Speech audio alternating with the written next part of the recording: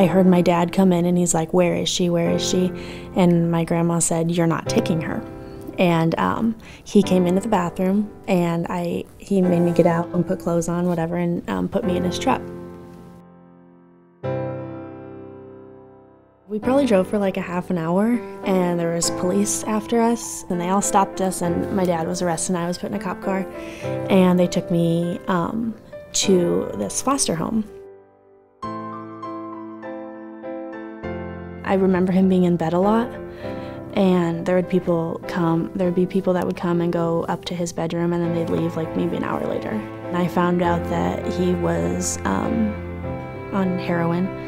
One day he and my mom were arguing about something, and she was standing by a set of washer and dryers. There was a laundry basket on the floor next to her, and he had brought out a gun and was pointing it at her, and he fired, and it missed her, but it hit the basket that was next to her.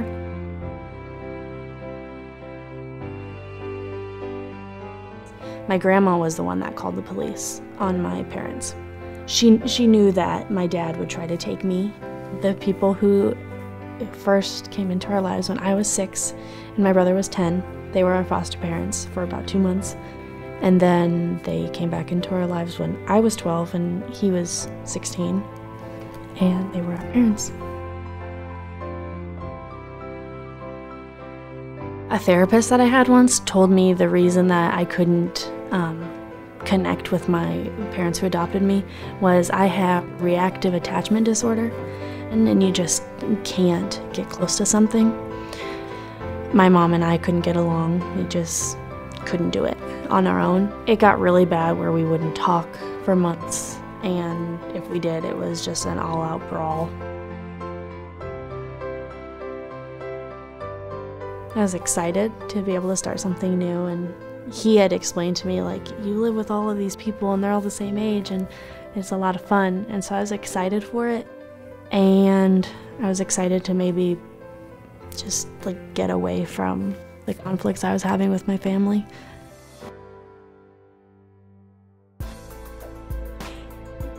Kyle and Jodi just made it really homey. And I had all of these girls that were also welcoming, and they came from the same kind of situations that I did. So they were very accepting.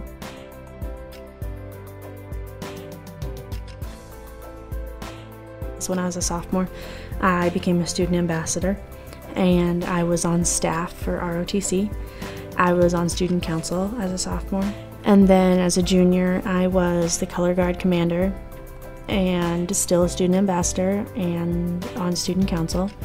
I was on the yearbook. I was editor for the yearbook. And then as a senior, I was the vice mayor.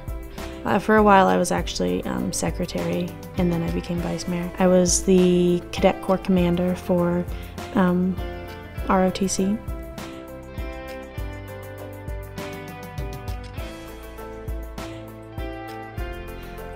Before I came to Boys Town, I was really independent, or I tried to be really independent, like I didn't really need anybody. But then after a while of being at Boys Town, I accepted that I wanted to be a part of a group.